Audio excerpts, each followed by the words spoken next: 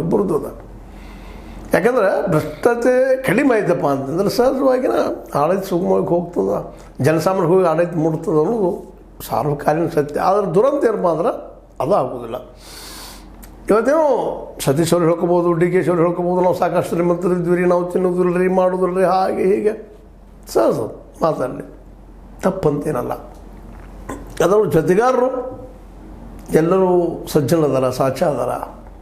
ಪ್ರತಿಯೊಂದು ಇಲಾಖೆಯಲ್ಲಿ, ಪ್ರತಿಯೊಂದು ಆಫೀಸ್ನಲ್ಲಿ ಭ್ರಷ್ಟತೆ ರಹಿತ ಒಬ್ಬಾದರೂ ಅಧಿಕಾರ ಸಿಗ್ತಾರೆ ನಿಮಗೆ. ಯಾವುದೇ ಇದು ಇಬ್ಬರದ್ದಲ್ಲ, ಯಾವುದೇ ಆದರೂ ಅದೇನೂ ಇರಲಿ. ಹಿಂಗಿರದ ಪರಿಸ್ಥಿತಿ, ವಸ್ತುಸ್ಥಿತಿ ಈ ಕಡೆ ಕೆಲಸ ಮಾಡ್ತಾ ಇದ್ದಾರೆ ಅವರು ಅಂತ ನಾವು ತಿಳ್ಕೊಂಡು. ಆದರೆ ಇತ್ತೀಚೆಗೆ ನಮ್ಮ ಸಿದ್ದರಾಮಯ್ಯನವರು ಒಂದು ಮಾತು ಹೇಳಿದರು, ಇಲ್ಲ ಸಂಪುಟವನ್ನು ವಿಸ್ತರಣೆ ಮಾಡಬೇಕಾಗ್ಯದ ಅಂತೇಳಿ.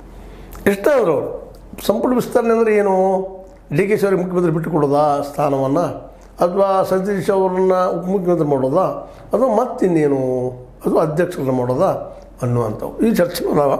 ಆದರೆ ಕಡಿಮೆ ಆಗಿದ್ದಾವೆ, ಅದು ಸಂತೋಷ ಪಡುವಂಥ ವಿಷಯ. ಹೀಗಾಗಿ ನಾವು ಏನು ನೋಡ್ತೀವಿ ಪತ್ರಿಕೆಗಳಲ್ಲಿ, ಅದು ಇದು ಲಕ್ಷ್ಮಣ ಹೆಬ್ಬಾಳ್ಕರ್ ಹೇಳ್ತಾರೆ ನಾವು ದ್ವೇಷದ ರಾಜಕಾರಣ ಮಾಡೋದಿಲ್ಲ ಅಂತೇಳಿ. ನಮ್ಮ ಲಕ್ಷ್ಮಣ ಸವದಿಯವರು ಶಾಲೆಗಳಲ್ಲಿ ಹೋಗಿ ಭಾಷಣ ಮಾಡ್ತಾ ಇದ್ದಾರೆ, ವಿದ್ಯೆ ಬುದ್ಧಿ ಸಂಪಾದಿಸ್ರಪ್ಪ, ಶಾಲೆ ಆಗಲಿ ಜಾಣರಾಗಲಿ ಅಂತೇಳಿ. ಒಳ್ಳೆಯ ಡೆವಲಪ್ಮೆಂಟ್ಗಳ ಇಲ್ಲಂತಲ್ಲ. ಆದರೆ ಇವರು ದ್ವೇಷದ ರಾಜಕಾರಣ ಬಿಟ್ಟಿದ್ದಾರೆ ಅಥವಾ ಮ್ಯಾಲಿರೋ ರಾಜಕಾರಣ ಬಿಟ್ಟಿದ್ದಾರೆ ಅಂತಂದು ವಿಚಾರ ಮಾಡಿದಾಗ ಸರಿ ಬಿಡ್ಲಿಕ್ಕೆ ಸಾಧ್ಯ ಇಲ್ಲ. ಅದು ಬಿಟ್ಟರೆ ಅಲ್ಲಿ ಏನದ ರೀ, ಸನ್ಯಾಸಿಗಳು, ಇವರಿನ ಸನ್ಯಾಸಿಗಳು ಎಲ್ಲರೂ